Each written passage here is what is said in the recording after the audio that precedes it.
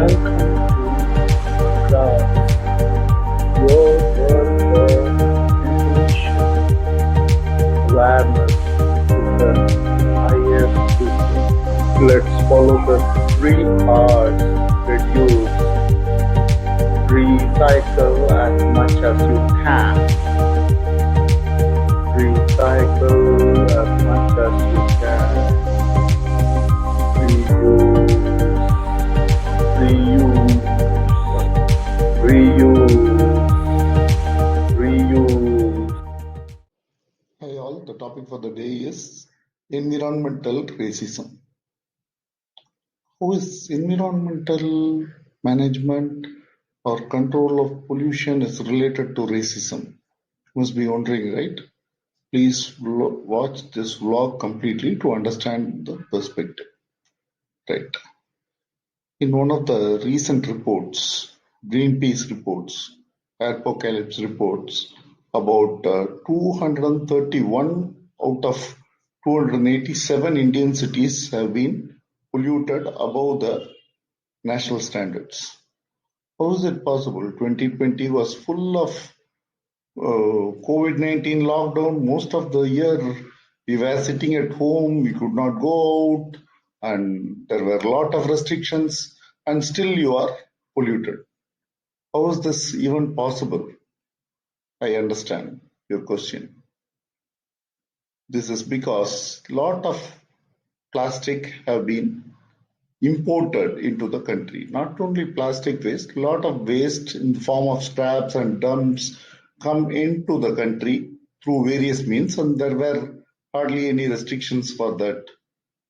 Even there are some restrictions, they come in the form of a pseudonym by some vested interest groups, maybe importers or politicians, whoever it is available, not only just in India.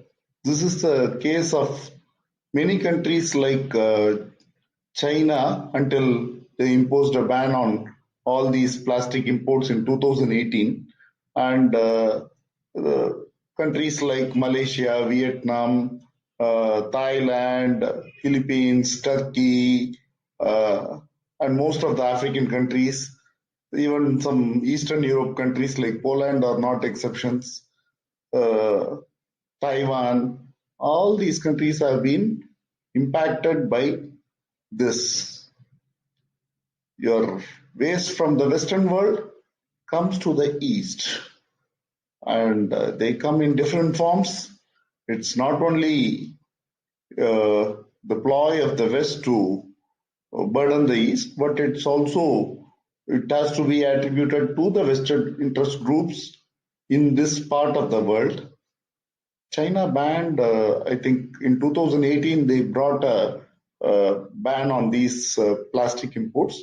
Immediately, the plastic exports to Malaysia tripled in the year.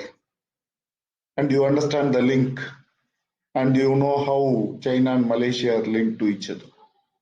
Right. Similarly, Thailand's plastic imports almost went above by 50%, 50 times in 2018. That is also as a result of the Chinese ban.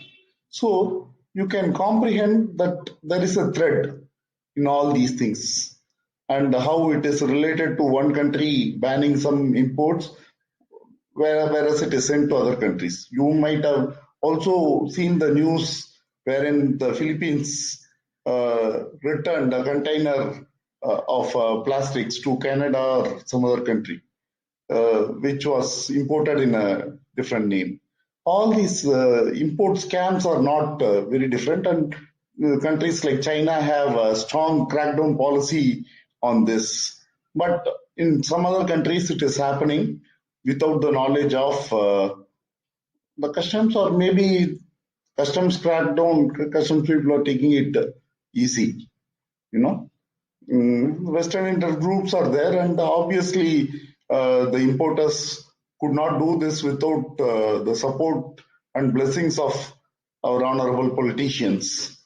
So this environmental racism is continuing, and it is continuing in a very solid form with the import of goods, with import of recycled materials.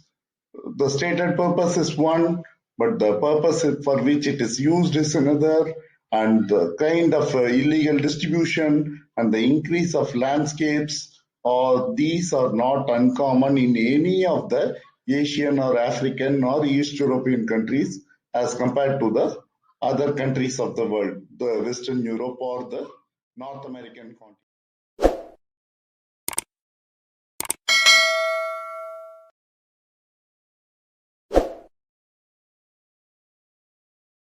The point to be noted here is when most of the countries, the third world countries in Asia and Africa, are struggling to manage their own waste. The waste management is not robust in any of these countries. Many of these countries, and they are struggling to sort out their own plastic waste and recycle them. The recycling industry, though it is booming, it is not an organized industry in any of these countries. So and there are some local laws even to enforce them and to restrict the usage of plastics and other waste. So when these local laws are in place, why do they allow import of plastics and other waste from other part of the world? This is something you all need to question, and this question could not be answered without the lobbies and pressure groups that are behind this.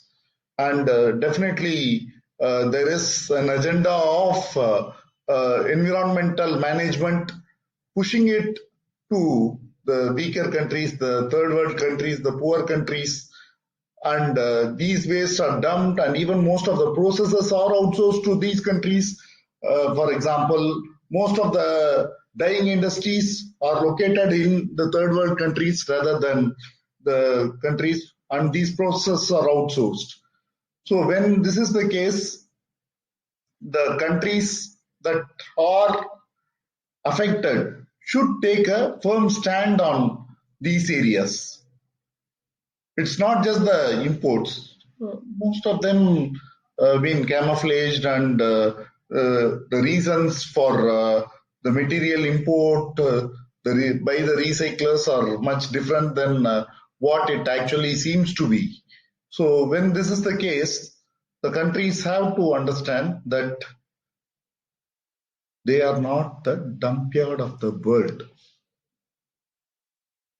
Be it any country. I think most of the countries have stated this as a policy and as a statement, but it is not in the mere statement. It has to be in the action plans. We'll have to drive the point across the world that we are not ready to accept any of the junk into our country, and our country is not a junkyard or a scrapyard. So, to drive this point, the import restrictions need to be curbed, as well as any restriction, any imports have to be monitored, scrutinized very well before they are allowed to be done. So, with this, what we could do is we could restrict the amount of waste that is coming into, especially the e-waste. E-waste have been dumped from many of the Western world to the underdeveloped countries in the form of, it's almost some of the, maybe it is useful, some of them are making money locally, but is it the way to go? Aren't there any other ways to make money other than this? Yes, recycling is a good industry. It is, you try to collect locally available products for some, but sometimes the advantage here is the imported recycled waste are much cheaper than the waste that could be collected from the local areas and recycled. The collection and recycling charges for the local waste are sometimes more than that of the import. That is also another reason why wastes are imported from other countries. But this environmental racism has to be stopped, and it has to be stopped in a organized way. So if that has to be stopped, the awareness level of the usage of these materials and the products, how they are made, whether they are made from recyclable materials, from the local land, or from the imported waste from other countries, have to be made aware to the public. This public awareness is the only key thing that could stop all these environmental racism. I hope you liked the blog on environmental racism and hope to see you with more such vlogs in the future. Till then, if you like it, like and share.